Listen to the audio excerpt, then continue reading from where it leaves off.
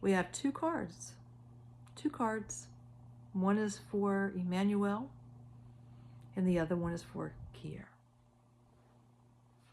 First card that came out was for Emmanuel Macron.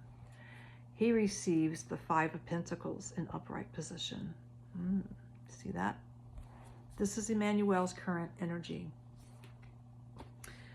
While Keir Starmer receives the Eight of Cups in upright position. So, why did I pull cards? Was I even going to put it on YouTube? I may not.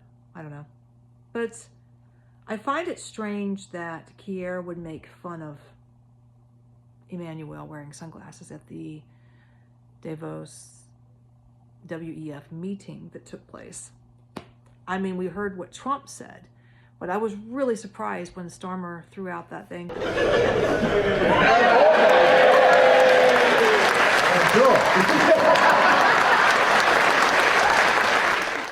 That's what he was doing. Interesting. So what does this all mean, allegedly, in my opinion?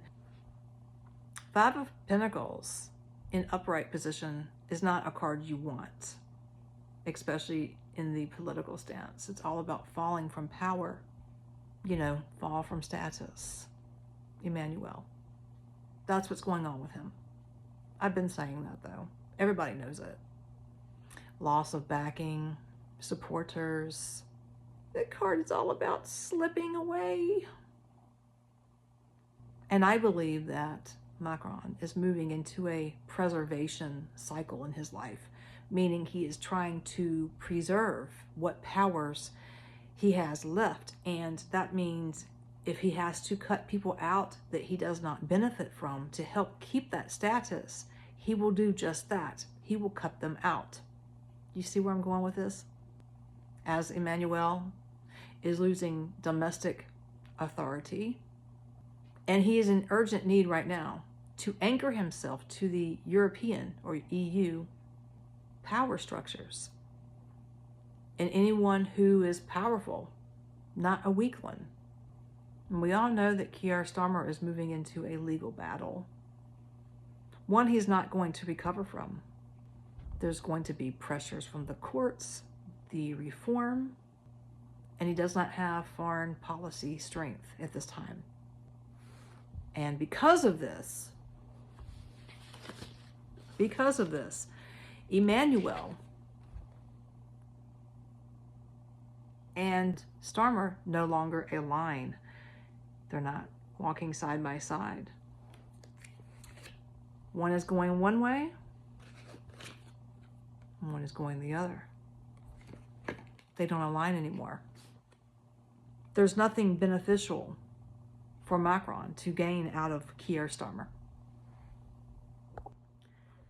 And especially what's happened with the Chagos and things of that nature, even before that, but the Chagos. And there's going to be something else that you guys are going to learn about over in the UK. You'll have to let me know first. This will be another type of reversal that Keir is going to have to go back on. That's really going to hit the nail on the head, and you know, Macron is going to be like, no. So yeah, he views Keir as unstable right now, while Keir views Macron as self-serving and unreliable. So Keir has his views of Macron as well. But publicly, you're going to see these two be cordial to one another. It's all about breaking the alignment after forced balance. And I believe there's going to be a policy divergence or divergence connected to EU authority / enforcement. And this too is when Macron will pull rank, meaning stand with the most popular, while Keir Starmer loses leverage. This could be another reversal on a policy like I had just said. So yeah, Keir, I don't know, it doesn't look good. Because Emmanuel is going to sideline this man. And he's not going to be the only one that sidelines Keir Starmer. He's going to be sidelined by the EU in discussions, policy making. Keir is going to be spoke about not to. Does it make sense? He's going to be talked about, but not included in anything. But if you want me to be honest, I don't think Emmanuel is any better, to some degree. I mean, he's smart. Yeah, he's smart. He's strategic when he needs to be, but lately he hasn't been. The last couple of years he hasn't been, right? And he's all about the one world order, and he's up Ursula's ass. So I believe that in the near future, in 2026, it's already starting. You're gonna see it in the public eye when you don't see Keir at different functions. I don't think he was at Davos. I could be wrong. I don't think he went there. I don't think so. And I think he wasn't invited personally. He can say he had other things to do over in the UK. Of course he would have went, but he didn't. That's my understanding. Correct me if I'm wrong. But Emmanuel Macron is looking out for his ass, for himself. And he's going to move around and around.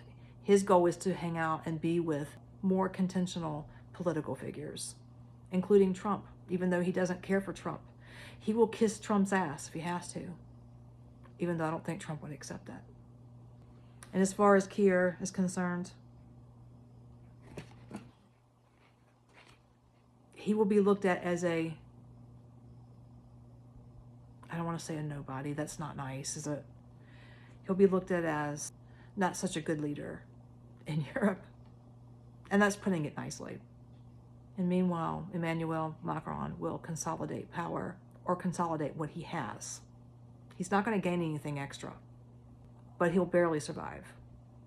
Keir Starmer will struggle under legitimacy because of letting his people down time after time after time. So that's the difference between those two men. Macron will bend. He will bend the rules to stay in power. Keir Starmer will to some degree, but Macron is a little more sophisticated and knows how to do it. You know, it's like having common sense, street sense. You can be book smart or common sense on the streets, right? You can have one or the other. Some people have both. Maybe Macron has both, but he's still a weakling in my eyes too.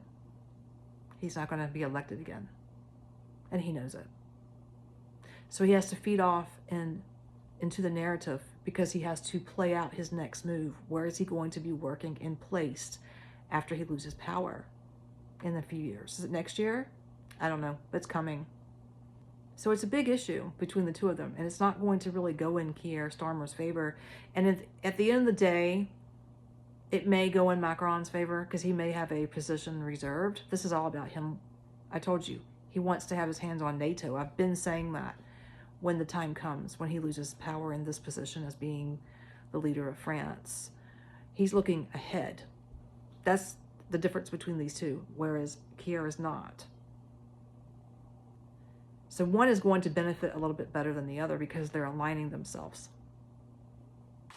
One more thing I want to mention before I end this video is I was looking at this whole thing, and you know, when Emmanuel Macron leaves, when he's done with his position as the leader of France, I see a divorce. And actually I'm getting that those two individuals, you know who I'm talking about, they only show their faces for optics. That's it. It's just for publicity, nothing more than that. It's to keep up their reputation, but really they live separate.